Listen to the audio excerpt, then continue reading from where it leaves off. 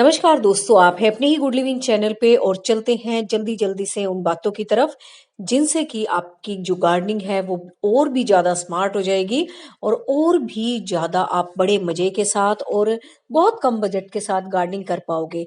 कम budget क्या, ये समझ लो जीरो बजट गार्डनिंग हो जाएगी आपकी, अगर आप ये छोटी छोटी बातें फॉलो करते हो और अपने घर से ही आप बहुत सुंदर सा होम गार्डन तैयार कर पाओगे।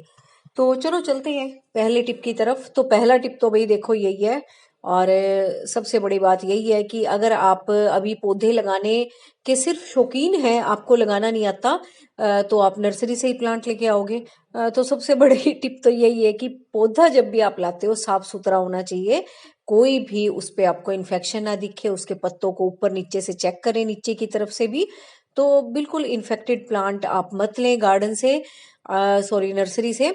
और जब भी आप अपने गार्डन में उसको लाके लगाएं तो थोड़ी देर उसको अपने गार्डन में सेट होने दें। उसको किसी पौधे के बीच में घुसा के या किसी बड़े प्लांट के नीचे उसको रख दें और उसको आपके गार्डन के हिसाब से थोड़ा सा सेट होने दें, उसका मूड भी सेट होने दें।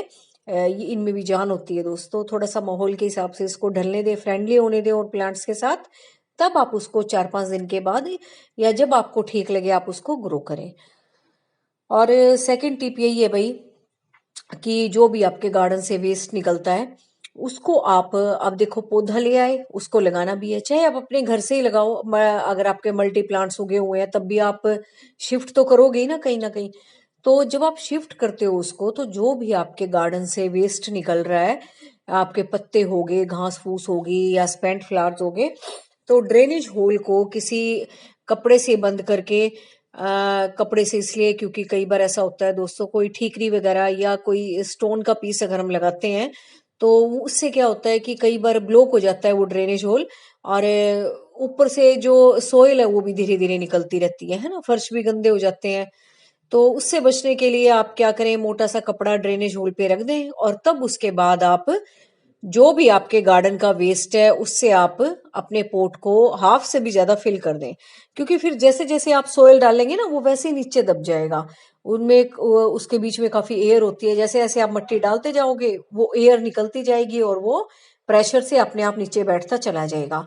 और धीरे धीरे वो नेचुरल कंपोस्ट का काम करेगा, आपको अलग से कुछ देने की जरूरत भी नहीं पड़ेगी। और उसमें दोस्तों बहुत सारे मैक्रो माइक्रो न्यूट्रिएंट्स होते हैं जो धीरे धीरे आपके सॉइल में मिक्स होते रहेंगे और एकदम पौधे का नुकसान भी नहीं होगा। बहुत ठंडी खाद का काम करेगा ये जो मिक्सचर मैं आपको बता रही हूँ, और इससे पौधों को भी नुकसान नहीं होता। और कई बार दोस्तों हम पौधों के शौकीनी के तौर पे ऐसे काम कर देते हैं जिससे हमारे प्लांट अच्छे होने के बजाय खराब हो जाते हैं। बाहर से खाद लाना, खाद देना या ऐसी खाद अवेलेबल करा लेते हैं जो बिल्कुल फ्रेश होती है और वो पौधों को और जला के रख देती है। तो इससे बचने के लिए भी आप इस चीज का यूज कर सकते हो। अब थर्ड आता है भाई, अब कटिंग जिसको लगानी आती है तो कटिंग भाई साफ सुथरे पौधे की लिया करो। कोई भी इन्फेक्टेड वाली कटिंग है वो आप मत लो, मत लगाओ, क्योंकि अगर कटिंग ही किसी इन्फेक्शन वाली है तो फिर वो आगे प्लांट भी ऐसे ही बनेगा। तो साफ सुथरी कटिंग हो, साफ सुथरा पौधा हो, सबसे पहले तो यही ध्यान रखना है। अब आती है गमले की चॉइस। तो गमला दोस्तों सबसे बेस्ट, सबको पता है, मट्टी का ही होता है ना। अगर आपके यहाँ अर्दन पोट्स बनाने वाले बैठे हैं, और अब तो गर्मियों का टाइम शुरू हो गया है, जगह जगह ना जो सर्दियों में पहले बैठते भी नहीं थे अब वो गर्मियों में कई कई जगह बैठने लगे हैं। क्योंकि मैं भी जब वॉक करने जाती हूँ देखती हूँ जहाँ पे कोई नहीं बैठता ना, अब ये मिट्टी के बर्तनों वाले बैठने लगे हैं।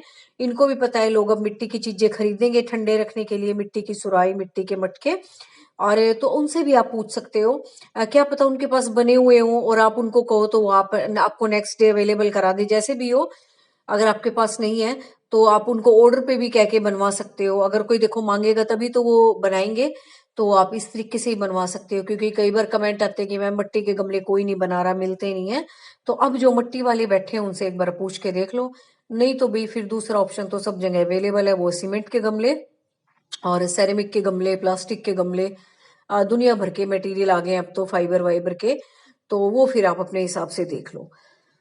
अब आते हैं भाई, मुझे नहीं पता मैंने कितने पॉइंट बता दिए, अब सुनते जाओ बस जो भी हैं जितने भी हैं। अब आते हैं दोस्तों, जो एक ये समझ लो हमारा इन्फेक्टेड पौधा हो गया, या हमें जिसपे कुछ ऐसा नजर आ रहा है जैसे काला चेपा होगा, मिलीबग्स का अटैक हो गया, स्पाइडर माइट्स का अटैक हो गया। तो इस तरह के जो अटैक है उनसे बचने के लिए मैं सिंपल सा सॉल्यूशन बताती हूँ, जो मैं अप्लाई भी कर देती हूँ। और वैसे भी जब मैं काफी दिन हो जाए वैसे ही स्प्रे मार देती हूँ। तो सबसे पहले तो वही है डिश वॉश वाला, है ना, हैंड वॉश वाला, डिश वॉश वाला लिक्विड आप पानी में मिक्स करके मार दो। नहीं तो लाइजोल को और डिश वॉश को मिक्स करके और उसमें थोड़ा सा ना ऑयल मिला लो, ताकि अगर ज्यादा इन्फेक्शन है तो ताकि पत्तों पे वो जो मटेरियल हमने मिलाया है थोड़ी देर वो चिपका रहे और उसका असर जो है हमारे पौधों पे हो। अ, और उसके स्प्रे करने के बाद आप 1-2 दिन तक पानी ना दो, ताकि अच्छे से जो भी वो अटैक है किसी भी चीज का तो वो आराम से खत्म हो जाए और फिर आपके पत्ते इस तरह से शाइन करेंगे, आप खुद ही देखना। और लाइजोल का तो भाई मैंने कई बार यूज कर रखा है, लाइजोल से तो पत्ते शाइन भी करते हैं और अगले ही दिन आपका जो मतलब किसी भी चीज का इन्फेक्शन हो, काला चिपका का हो, मिलीबग्स का हो, इनका जिसका भी हो, तो वो बिल्कुल हट जाता है और आपके पत्ते बहुत साफ सुथरे नजर आते हैं, जैसे इनको रगड़ रगड़ के नहलाया गया हो। तो इस तरीके से आप उसका यूज करो। इस पौधे पे भी मैंने किया था तो मैं आपको दिखा रही हूँ, अब ये देखो कितना अच्छा शाइन कर रहा है ये। और अब आते हैं भाई एक नेक्स्ट चीज के ऊपर कि कई बार आप ना केमिकल वाली चीजों का यूज जो अपनी किचन गार्डनिंग है उसमें नहीं कर सकते। आप कहते हो कि नहीं बाहर की चीजों का यूज नहीं करना, तो उसके लिए मुझे जो बेस्ट लगता है वो लगता है भाई इसका राख का प्रयोग। जो राख होती है चूल्हे की, तो अगर आपको अपने वेजिटेबल गार्डन के लिए कुछ प्रयोग करना है तो वो आप अपनी सोइल में भी, जो किचन गार्डन बनाने की आपकी सोइल है, चाहे अपने गमलों में प्लांट लगा रखे हैं चाहे कहीं भी लगा रखे हैं, तो उस तरीके से आप ऐश मिला के तैयार करो, राख मिला के तैयार करो और उसी राख को आप पत्तों पे छिड़क सकते हो। अगर आपको कोई इन्फेक्शन लगता है तो 2-4 दिन छोड़ दो, अगले दिन देखना आप बिल्कुल सब कुछ साफ हुआ मिलेगा, बिल्कुल आपके पौधे साफ सुथरे हो जाएंगे। और अगर पानी से पाइप बाद में दोगे तो पत्ते साफ होने के साथ साथ जो वो पानी के साथ मिक्सचर बन के गिरेगा वो भी आपकी सॉइल के लिए बहुत बढ़िया होगा। तो हर तरीके से बढ़िया है, ये भी एक अच्छी चीज है, ये आप करके जरूर देखना। और ऐश वैसे भी पौधों के लिए बहुत अच्छी होती है, बहुत सारे न्यूट्रिएंट्स होते हैं इसमें और नेचुरली इंसेक्टिसाइड और पेस्टिसाइड का काम करती है ये।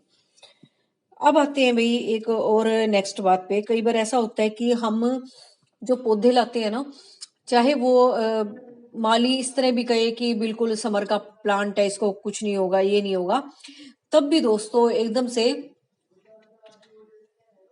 आते ही आपने उसको धूप में नहीं रख देना। देखो ये नहीं कि उसने कह दिया धूप में रखना है तो आपने आते ही कुछ दिन उसको आप रेस्ट करने के लिए रखो, साइड में रखो। और ट्रांसप्लांट करने के बाद भी आपने, जब तक वो अच्छे से ग्रो नहीं कर जाता, अच्छे से आपको उस पे रिजल्ट नहीं दिखाई देते ग्रोथ के, तब तक आपने उसको तपती धूप में नहीं रखना है। जब आपको ये लगे कि हाँ ये पौधा अब सेट हो गया है, शॉक फ्री हो गया है, तब आप उसको साइड में रख